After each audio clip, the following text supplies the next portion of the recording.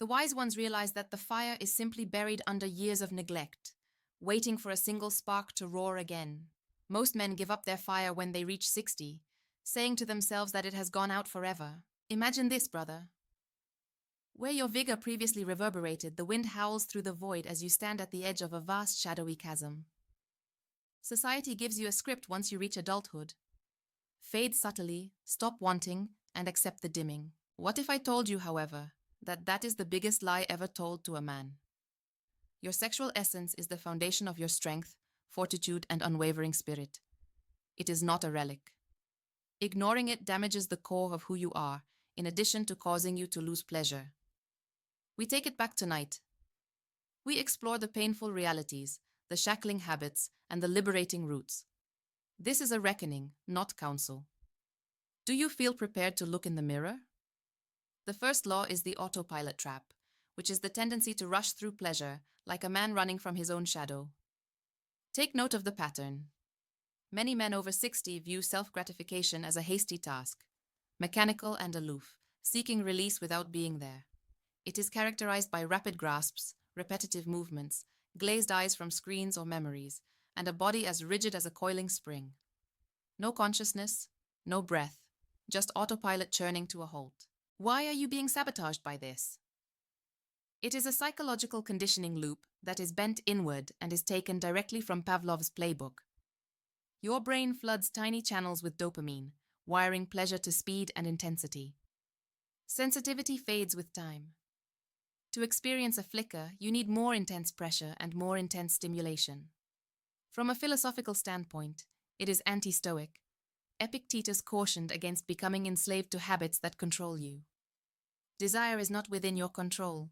Rather, it is consuming your instinctive reactions and making intimacy a strange place. Scene. Consider Hector, 67, drooping in a dark clinic, broad-shouldered from a life in the fields. He murmurs, "I'm done, Doc." His voice breaking. But look more closely. The same routine every night. Quick strokes, slumped shoulders, and a focus on exaggerated pictures. Nothing stirs one day when you're with someone. The body, used to being alone, rebels. His ego shatters like glass as he whispers to himself in the dark, "Why can't I feel her?" Lesson. Brother, get up. Reduce your speed. Transform your masturbation into meditation by taking slow breaths and exploring your feelings like a philosopher charting the soul. Take back control and let desire grow organically as a result of scarcity.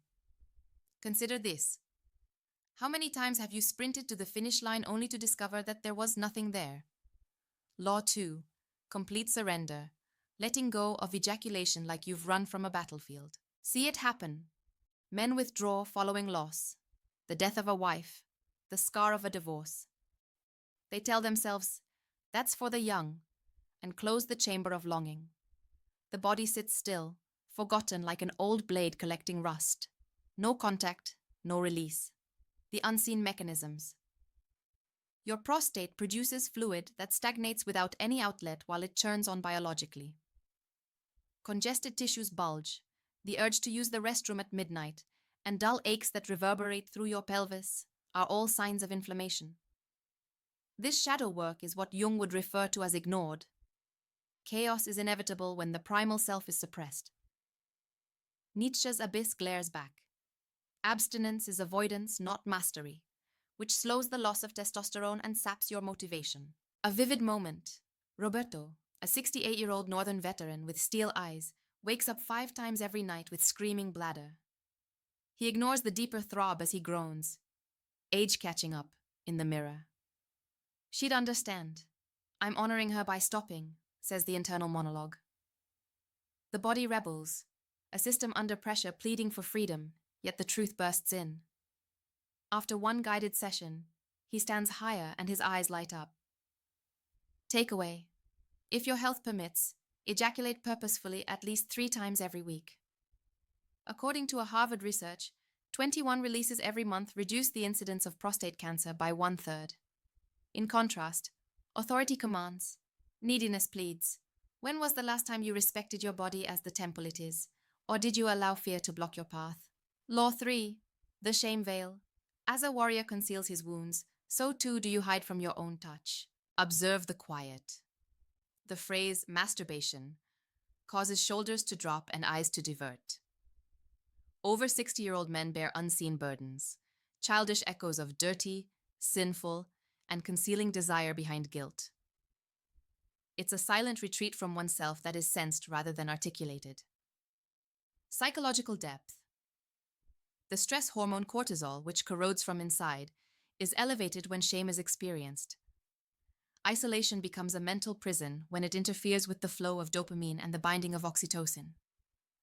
Marcus Aurelius, who advocated Stoicism, advised analyzing anxieties logically because shame is a delusion and a social restraint on your independence.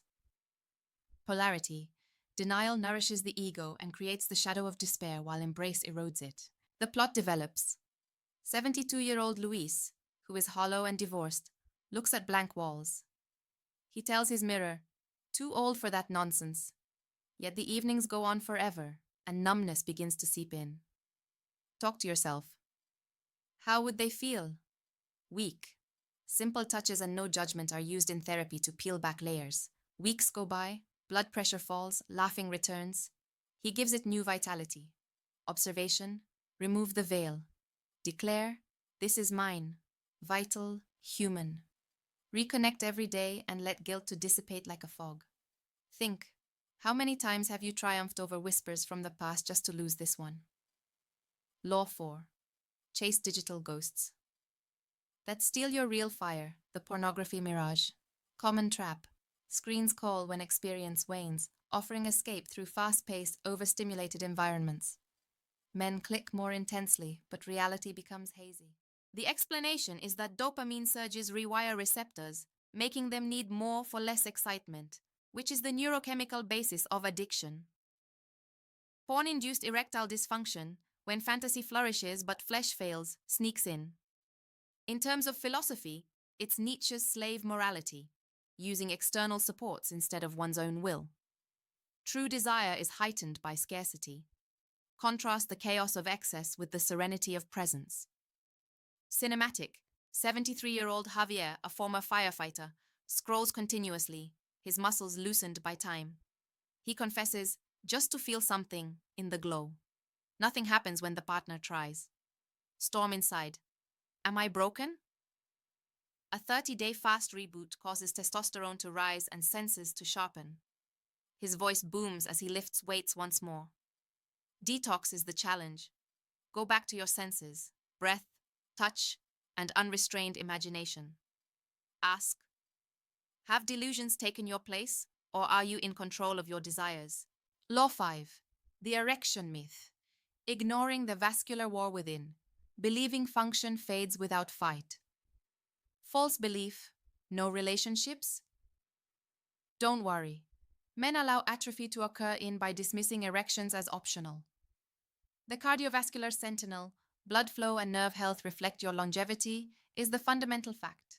Disuse weakens tissues, reduces flexibility, and starves roots of oxygen. Epictetus. Fate reclaims what you ignore.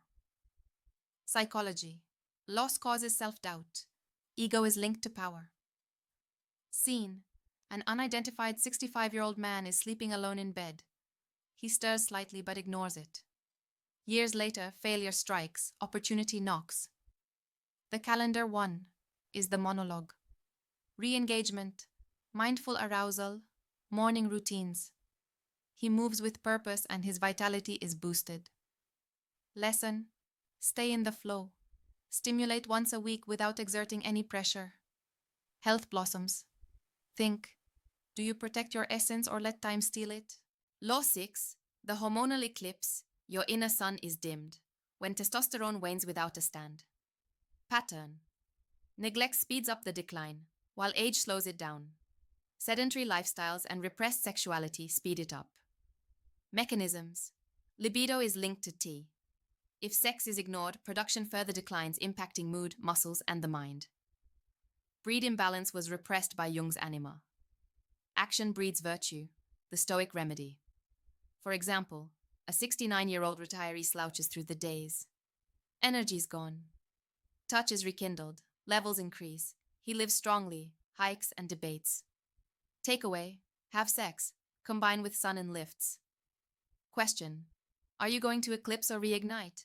Building walls around desire and severing the soul's connection is Law 7, the isolation fortress. Last barrier: shame and surrender lead to complete abandonment of touch and solitude. Depth: depression lurks as oxytocin starves. Nietzsche: reconnect and become who you are. Moment: elder wakes up by himself and hesitantly reaches. The world gets brighter. Warmth returns. Observation: every day, follow the protocol. Breathe, touch, relinquish judgment, and space. 30 days change. Put these laws together, brother. You've witnessed the chains, hormonal shadows, philosophical betrayals, and neurological loops, from the rush of autopilot to the chill of isolation. However, Stoicism teaches that you are in charge of your reaction. Reclaim by being present, and dispel myths by taking action. Even now, your body is pulsing with potential. Stories inspire, philosophy directs, and psychology heals. Tell me, brother, are you the man who captures the morning or the one who fades into twilight?